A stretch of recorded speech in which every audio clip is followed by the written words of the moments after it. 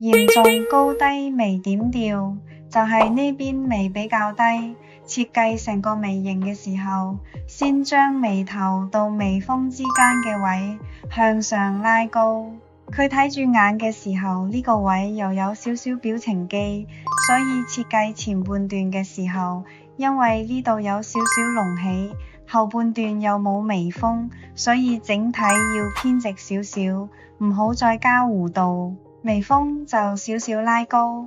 眉尾落去嘅時候盡量平緩啲，兩邊眉距離又比較近，所以唔可以畫太闊。下眉頭呢度要做個 V 型弧形，直接向上包住隻眼，連埋去眉尖。右手邊呢邊眉就係眉頭成個偏高，設計嘅時候將另一邊嘅眉頭延長過嚟，定好上下眉頭嘅位置。定完之後再睇呢邊眉峰，因為前半段高咗向上翹，後半段就會低，